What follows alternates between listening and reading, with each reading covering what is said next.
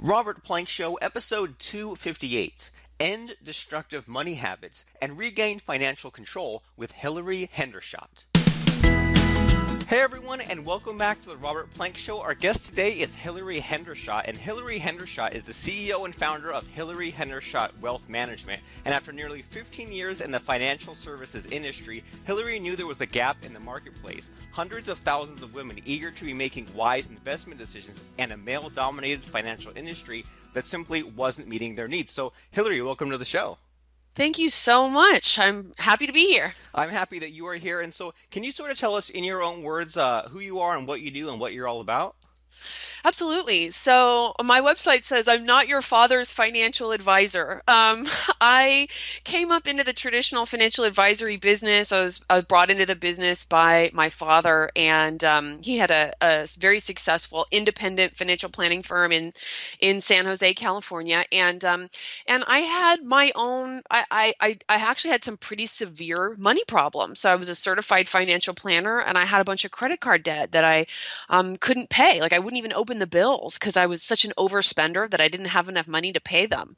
And this all came to kind of a head, and I was able to turn that situation around. I paid off tens of thousands of dollars of debt, rebuilt my retirement savings, and built what is now a seven-figure business. And I said to myself when I was turning things around and figuring out what was the core of the issue that had me having really good intentions but really bad results, I said, I bet I can give this away. I bet if I learn it for myself that I can share it with other people. And I'm specifically really moved to share money tools with women. I'm really interested in furthering and furthering the success of women. That doesn't mean I exclude men. About a third of my clients are men. So I speak on the subject. I host a podcast called Profit Boss Radio, and I do coaching as well as kind of that traditional financial advising. I build investment portfolios so that people can grow their wealth and compound it and enjoy financial freedom, get to financial freedom. So that's me kind of in a nutshell. Awesome. So lots of good stuff in there. And so, you mentioned that at first, or maybe, years and years ago, you had this money problem that a lot of people have. And so, what do you think was the root of that problem? Why were you back then having so many issues, and why do so many people that you deal with have sort of these same money issues happening over and over?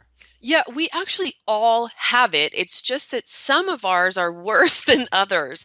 We all have, and I did a TEDx talk about this. I call it the money operating system. It's a particular belief. You could think of it as a superstition that got implanted in you when you were young. See, money is a very adult concept, and it's very hard for the young human brain to grapple with it. And people are basically crazy about money. So you're this little human being, and you have these adults around you who are crazy about money, and they say something to you like, "There's never enough money," or "Money doesn't grow on trees," or "Money is the root of all evil," right? And you decide that's true.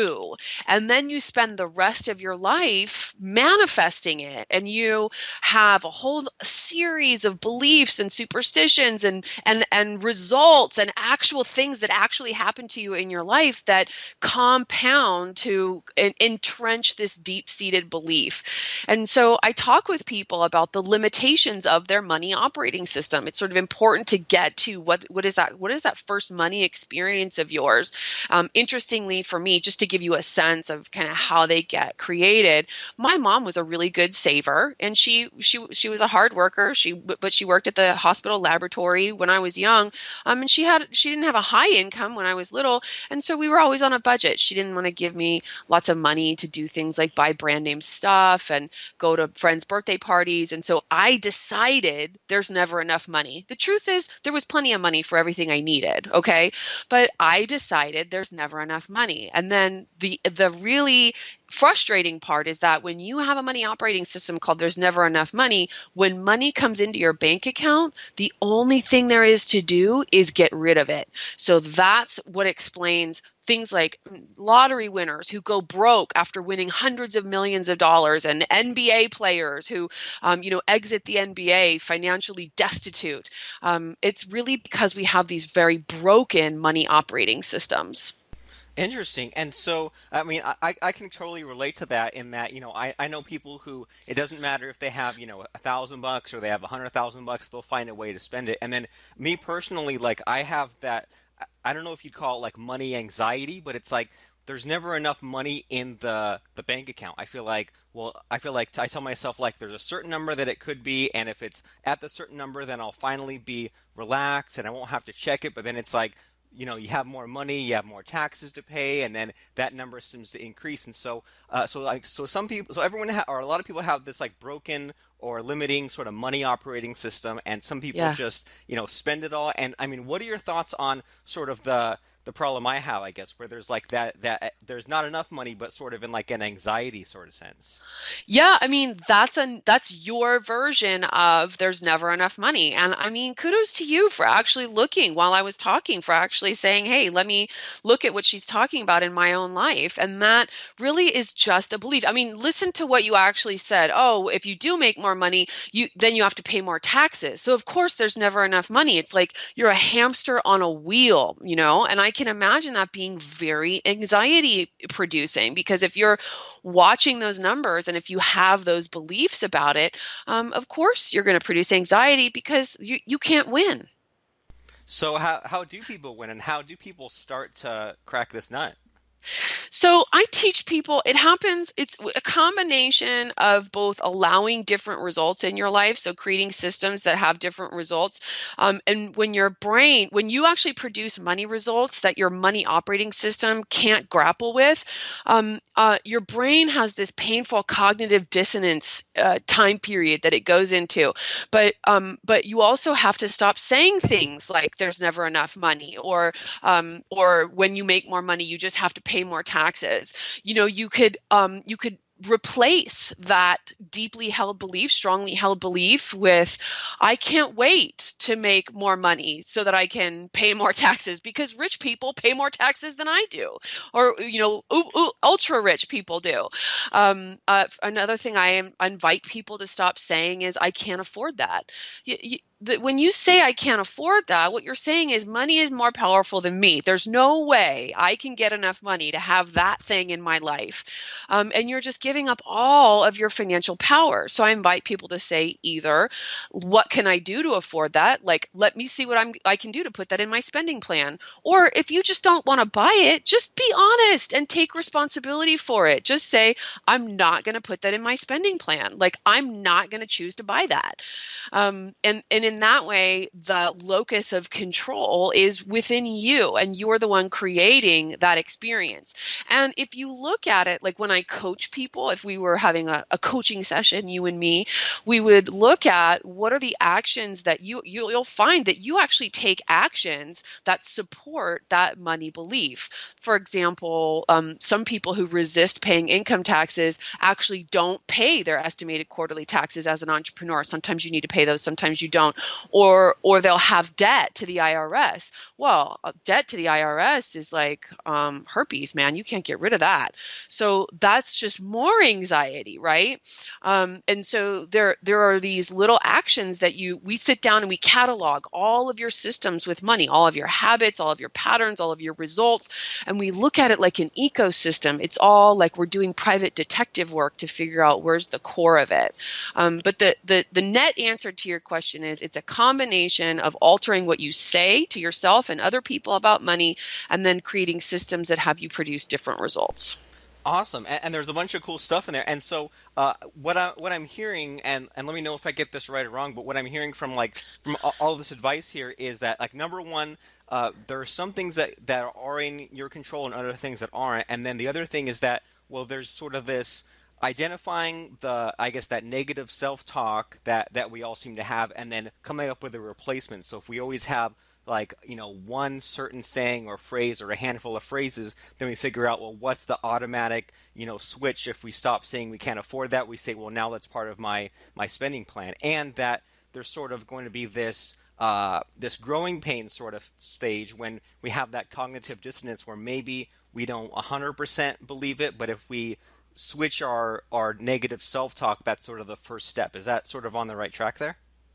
I'm Totally impressed with you. Yeah, that was great. I'll give you another example. When I first, there's no getting around it. When you go from being an overspender, someone who's in debt, to being someone who's financially healthy with money, you have that feeling of the belt tightening, right? It feels like you're doing without because you're spending a lot less money than you were before. Before you were overspending, now you're underspending because you have to start paying those bills off. And so instead of saying there's never enough money, I would say to myself, I can have anything I want if I wait long enough. Because I had this little savings account that would get like $100 a month. And if I wanted something, I could buy it. And as long as I could buy it in multiples of $100, divided by a number of months by 100. And so that was like baby steps. That was my very first phrase change about money. It was like, I can have anything if I want, and as long as I wait long enough. Awesome. So it sounds like there's like the psychological or like the mental aspect of this, and then there's somewhat of like the actions or the spending plan or the budget, or there's something. And so, Yeah. I mean, would you say that like is it 50-50, or is the sort of conquering this money problem, is it mostly mental or is it mostly actions, or like what would you say is sort of the ratio of like that inner game to the outer actions? I think it all starts with a decision. Really, if your money life, if your money system isn't working for you, you have the opportunity to say, my life is not going to finish this way. Like, it's going this way for me now, but it's not going to go this way forever. And you switch from saying things like, the world is out to get me, it didn't work out for me, I got the wrong bachelor's degree, I'm a woman and they'll never give me a raise. You just stop saying crap like that, and you start saying things like, where can I go make more money? I wonder how I can double my prices. I wonder how I can get 4 more sponsors, right? Like at least being in wonder is a major mindset shift from being in pessimism or certainty that it's not going to work out. And then you can't get there without the practical steps. But you asked for a ratio. I mean, I would say it's 80% mindset, and then it's just that the practical actual actions are required. You can't get there without them. So I would give those the other 20%. Okay, awesome. And what I'm hearing from just the way that you're describing this, that's like, I guess, correct, or like the more enlightened way of thinking is sort of to have more of an abundance mindset as opposed to that scarcity mindset of like, I'm always running out, I always have to be careful. And so, I mean, when you teach people Yeah, but some people just give lip service to that, right? They just say, right, have an abundant mindset. What is that? Okay, well, if that worked, we'd all be skinny and rich, right? right. Right, so it's one thing to know the terms or to say that, but it's another thing to take it seriously and live your life and all that stuff. Exactly. So, like along those lines, like when you like work with clients and things like that, is there some sort of a step-by-step process that you kind of take people through? Like, is one step sort of the saying the right words, or is one step having the spending plan, or is there any sort of like method to the madness in that way? Yeah, actually there is. Let me look that up for you. So, I really do believe the first step is to decide. I believe that I invite everyone I coach, everyone I work with to say, it's gone this way up to now, and it is not going this way in the future. Like, I am going to find a way to get to financial fulfillment, financial freedom. And then the second step is really to get real with the numbers. You have to get out of your head, get out of make believe and whatever you're saying to yourself about money. I mean, just as a practical matter, you have your bank accounts in one portal, your credit cards in another, your student loans in another. You have to look at everything in one place so we get really real, like have a very intimate relationship with the numbers. How much is coming in? How much is going out? What's your net worth? And some people need some time to cry. And then we get to work. We look at, do you actually have the cash flow right now to pay your bills? I mean, most people think they have an earning problem, but the truth in my experience is most people actually have a spending problem. So once we create a cash flow plan, I call that the Profit Boss automation system. I really like to set up systems that work every month on an automated fashion so that you only have to make 1 or 2 decisions, right? When you're standing at Macy's and you really want that jacket is not the time to ask yourself, do I have the money left in my spending plan? I want you empowered with that information. So I at the beginning, I only spent from one account. So you have all your spending money in one checking account and you use one debit card, and you can spend that account all the way down to zero, but you have more than $0 remaining because the rest of your dollars are in different accounts. Then we go to work on your language. We're going to master your internal programming and really look at, taking on what I call a nexus of control. Like, you're the one responsible. You're not a victim of the world.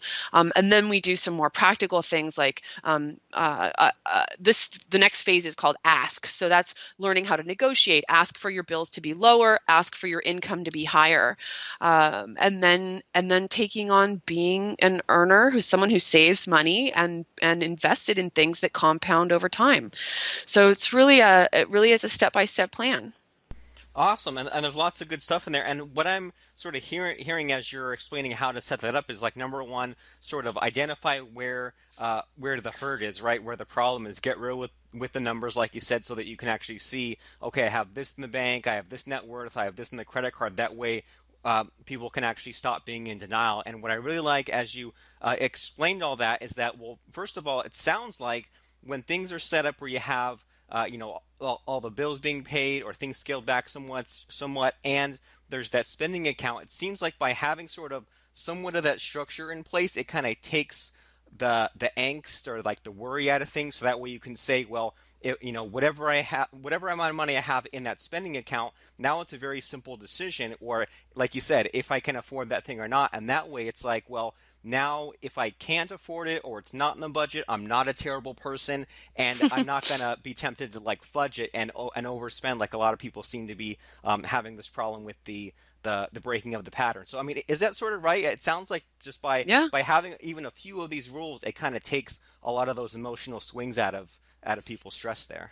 Yeah, most people who have a negative financial life right now, if I call it destructive money habits, most people who have that have a lot of stress and anxiety about it. And the human brain does not function well when it's filled with cortisol, which is that fight, flight, or fight hormone that really just takes you over, and it puts you kind of in the I can only make one decision right now kind of a place. And so we got to get that cortisol level down. And so so most people who are in that kind of situation have a lot of story going on about their money. There isn't like, well, there's $9 in that account, there's $100 of debt on that credit card. It's not like that. It's like this, oh my God, I'm a loser, I'm the worst, I'm so embarrassed, I'm gonna cry. It's like that. It's like very emotional. And so the more you can separate the emotions from the money, the better off you're going to be. Awesome. I mean, it sounds like a great way for people to sort of get out of that hopeless feeling if they feel like they're backed into a corner. And so, if people are looking to change that money story, and they want to contact you and they want to check out what you're all about, where should they go right now? Come on over to Profit Boss Radio in your podcast app. I would love to have you as a listener if there's room for another podcast on your podcast lineup. I'm also at hilaryhendershott.com. That's Hilary with one L and Hendershott with two T's. Awesome. So hilaryhendershott.com. And then once people go to Hilary Hendershott, what do you want them to do once they're there? Like, where should they go to if they want to buy something from you, or they want to like hire you for coaching? Where should they go for that sort of stuff? So what they should do to connect with me is download I have a guide called Master Your Money Mind right there on the home page of the website. They download that. They'll be on my email newsletter, and they can actually email me directly from the email newsletter. Just hit reply.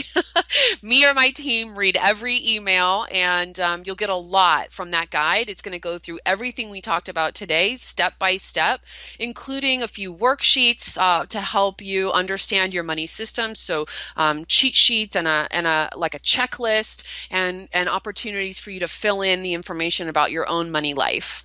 Awesome. Lots of good stuff there. And so, as we're sort of winding down in the last minute or so here, I mean, if people are out there and they're listening to us today and they're going to check out your radio show and they're going to get on that email newsletter and they're going to download lots of stuff. I mean, is there like Is there like one or two sentences that like you wanna tell people out there to sort of reassure them or tell them that everything's going to be okay? Or maybe like is there some sort of money advice that you wish you'd gotten yourself, years ago when things weren't looking so great? Any sort of thing to tell people right now? Two sentences. Wow, put me on the spot, Robert. Or any number of sentences you want, but you know what I mean. Just I like think, yeah, I know what you mean. So look, if I can do it, you can do it. I was literally weeks from homelessness. We didn't go into the details of how bad my financial life got, but I let things get dire. And how money goes is you're naive until you wake up in pain. So you can forgive yourself. I mean, honestly, it is so possible to move past the mistakes of the past. And anything is possible if you put your mind to it and take the right action. So I have faith in you, and I'd love to have you be one of. I'm set out to empower 1 million people to become millionaires, and I'd love for you to be one of them.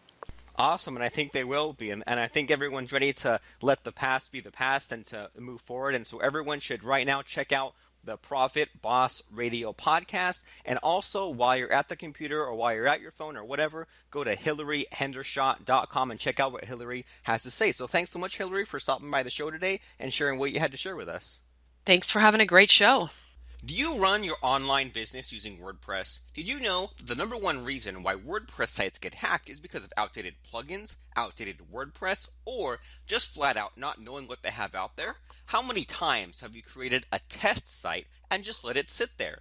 You're leaving yourself at risk. Besides that, you're wasting a ton of time whenever WordPress updates or your plugins update. There's a better way. Check out Website Remote, where you can manage all your WordPress sites from one simple to use dashboard. I'm talking about comparing what's on each site, comparing what versions are out there, and most importantly, choosing what you want to update when you want to update it with one single click. This is the way that you need to manage all your WordPress sites, and we have a special just for you being a listener of the Robert Plank Show.